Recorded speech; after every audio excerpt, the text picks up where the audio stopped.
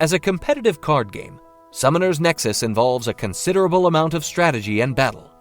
This guide from TGN Studios will help to explain the intricacies of the battle system and allow you to take full control of your gaming experience. The first thing to note is that battle between cards can only take place during the designated battle phases, Battle Phase 1 and Battle Phase 2. After the movement phases, if two or more opposing cards are positioned on the game board in proximity with one another, then they may battle using the following rules.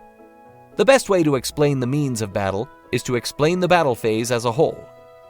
Each battle phase comprises multiple sections: the start of the battle phase, attack declaration, attack target selection, damage application, damage calculation, chain of momentum, battle conclusion, and the end of the battle phase. We'll start at the beginning, the start of the battle phase.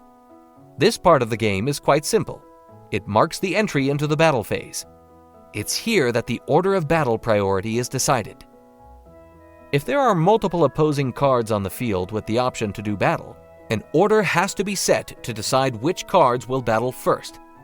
This order is determined by the attack value of the avatars that are eligible to declare an attack. The strongest card on the field will battle first, followed by the opponent's strongest card, and the battles will go back and forth, passing battle priority around in this manner until every card has had an opportunity to declare an attack.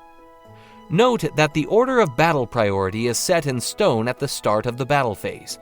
Once this phase has ended, any changes in a card's stats will not impact its placement in the order of battle priority. Moving forward, once the order of battle priority has been decided, cards begin to declare their attacks one by one in that established order. Only cards that were deployed in the assault zones are able to declare attacks, and each card may only declare one attack per turn. Not to worry, the fact that a card cannot declare an attack does not mean it is unable to battle. This rule simply reserves the honor of initiating contact for cards put in play using that specific zone. This honor does come with a few requirements though. On the turn a card is summoned, it does not have to declare an attack. However, on subsequent turns, if there are eligible targets and the card is able to, it must declare an attack during the battle phase, even if it would lose the resulting battle. Players must think carefully about how, when, and where they deploy their cards to avoid having them destroyed recklessly. Once a player has announced the intention to declare an attack, a target for that attack must be selected if there's more than one option. A card may declare an attack on any opposing card that is stationed in the same zone as it. In simpler terms, cards may attack other cards that are in close proximity. If this stage in the battle phase is taking place at the opponent's defensive zone, and your opponent controls no avatars, you can attack them directly to deal damage to their Nexus gauge. Once the target has been selected, the battle takes place and the two cards make contact. The attacking card will always make use of its attack value to do battle, unless an effect states otherwise. The receiving card will make use of its attack value to do battle if it was deployed from the counter zone. If the receiving card is stationed at the defense zone, it will make use of its defense value to do battle instead. Then the results of the battle are calculated. Whichever avatar had the highest value applied at damage application will be the winner of that battle. The losing card is destroyed and sent to the graveyard. The winning card has the stat value they battled with reduced by the value their opponent battled with. This stat reduction is permanent while the card remains on the field. If two cards do battle using an equal stat value, both cards are destroyed during damage calculation. In a situation where one of the cards does walk away from the battle, things don't end there.